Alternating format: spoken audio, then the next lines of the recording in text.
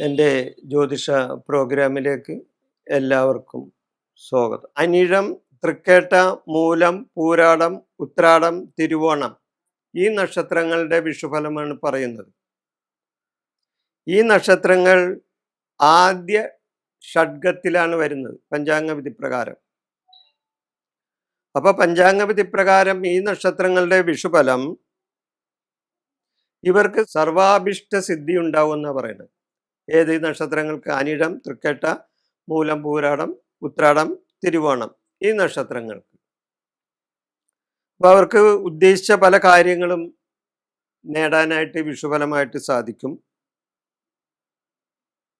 സൽകീർത്തി ഉണ്ടാവും, അംഗീകാരങ്ങളും അതേപോലെ തന്നെ ആദരവും സ്ഥാനമാനങ്ങളും ഇവർക്ക് വന്നു ചേരും ഈ വിഷുഫലമായിട്ട്. കാര്യവിജയങ്ങൾ ഉണ്ടാവും, കർമ്മ പുരോഗതി ഉണ്ടാവും,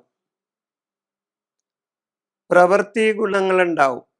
ഇവരുടെ പ്രവൃത്തി എന്ത് പ്രവൃത്തിയാണെങ്കിലും ഇവർ ചെയ്യുന്ന പ്രവൃത്തികളിൽ ഇവർക്ക് ഗുണങ്ങളായിട്ടാണ് വരുന്നത്.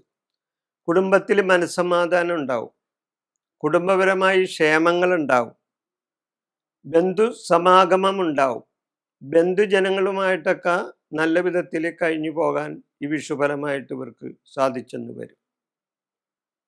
അപ്പൊ അനിഴം, തൃക്കേട്ടം, മൂലം, പൂരാടം, ഉത്രാടം, തിരുവോണം ഈ നക്ഷത്രക്കാർക്ക് വിഷുഫലമായിട്ട് വളരെയധികം ഗുണങ്ങളും നേട്ടങ്ങളും ഉണ്ടാവുന്ന ഒരു സമയമാണ് ഈ വിഷുഫലം.